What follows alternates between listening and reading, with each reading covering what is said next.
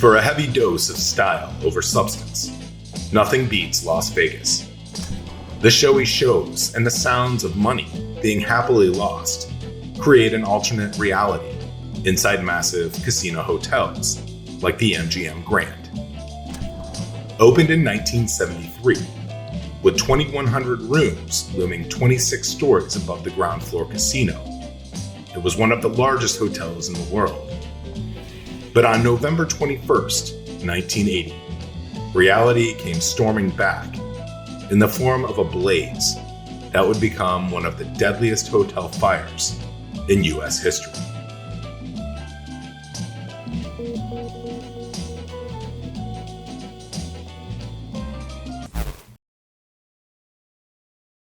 By 1980, the MGM Grand had been a successful operation for 7 years, doing a brisk business on the Las Vegas Strip.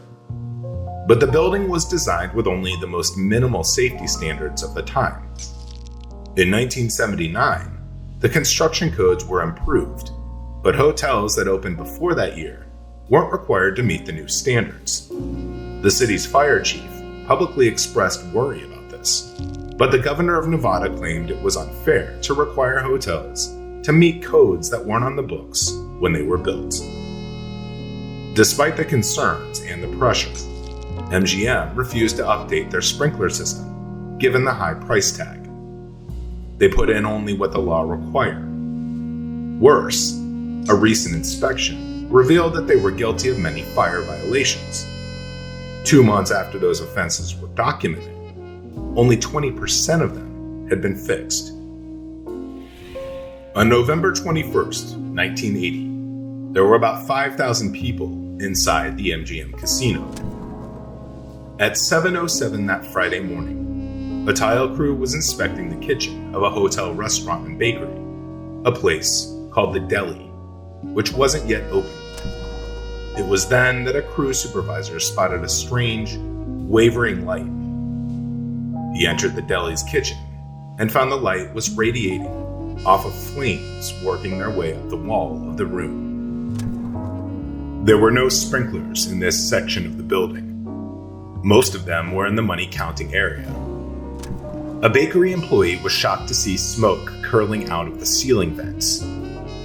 Then the lights went out. The worker notified security on an internal phone, and they immediately contacted the Clark County Fire Department. Then the employee desperately searched for a hose or fire extinguisher, but he couldn't find one.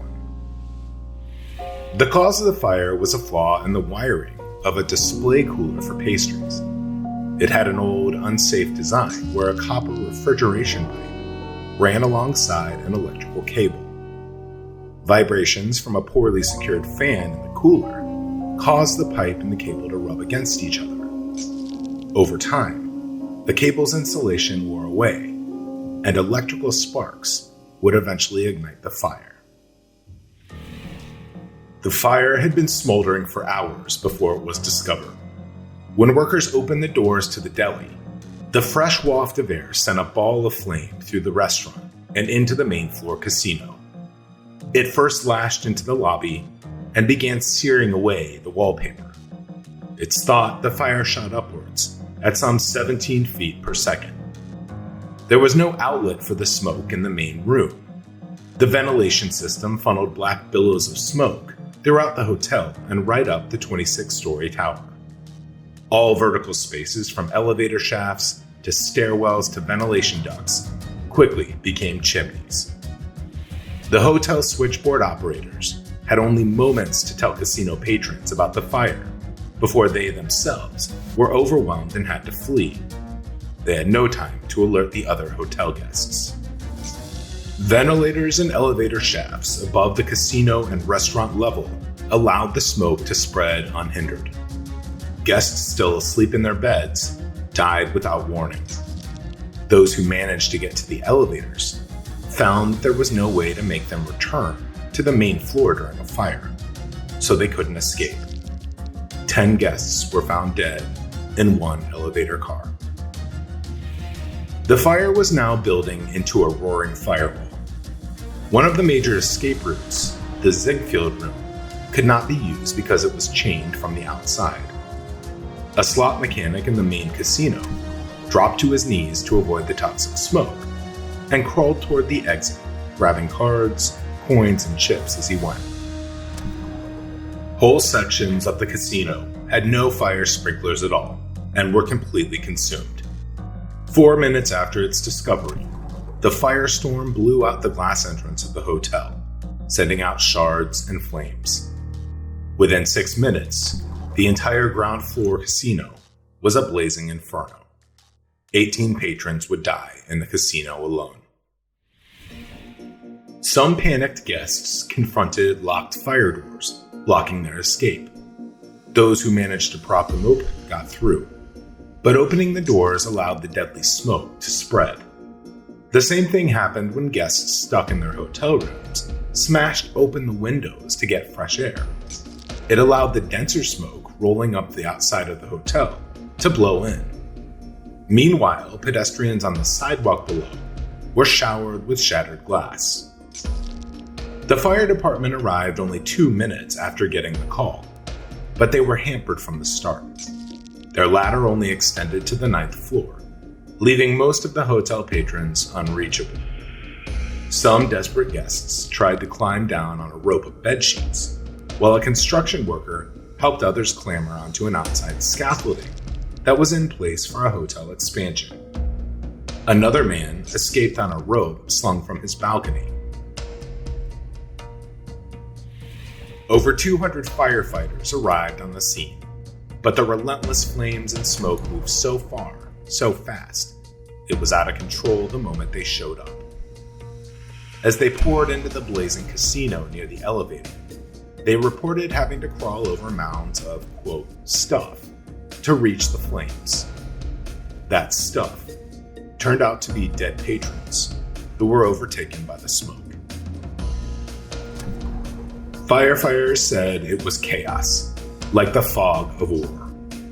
They were unfamiliar with the layout of the casino, which slowed their rescue efforts, and the smoke was blinding.